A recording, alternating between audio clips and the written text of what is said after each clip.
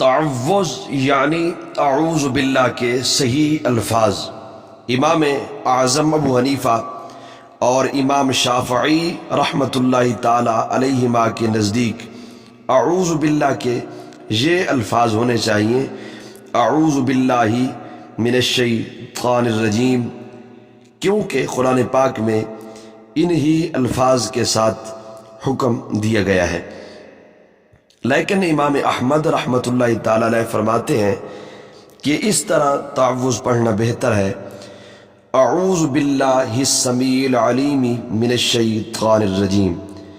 امام ثوری اور امام اوزاعی فرماتے ہیں کہ اس طرح پڑھیے: اعوذ باللہ من الشیطان الرجیم، اللہ هو السمیع العلیم۔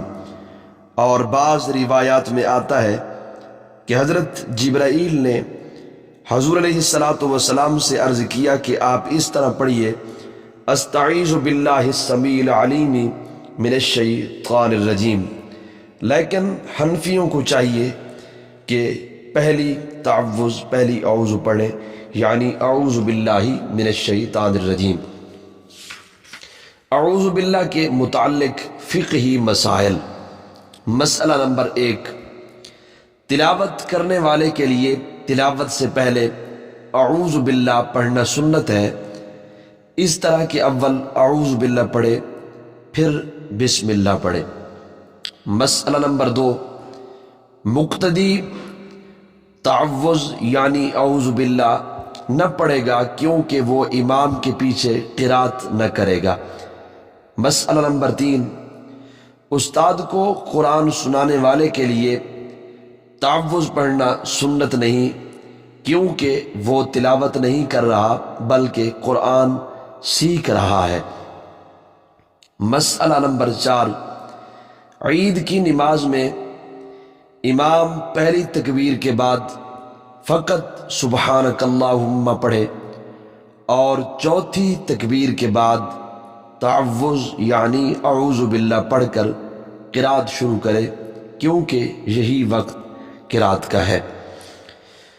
مسئلہ نمبر 5، بعض روایات میں آتا ہے کہ پہلی وحی میں حضرت جبرائیل امین علیہ السلام نے حضور پر نور صلی اللہ تعالی علیہ وآلہ وسلم سے عرض کیا کہ آپ اس طرح فرمائیے: استعیذ باللہ السمیع العلیم من الشیطان الرجیم، بسم اللہ الرحمن الرحیم، اقرأ بسم ربک الذی خلق۔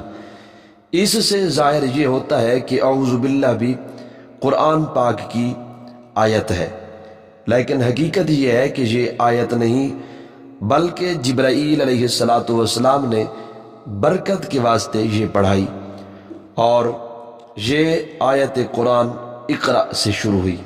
واللہ اعلم بالصواب۔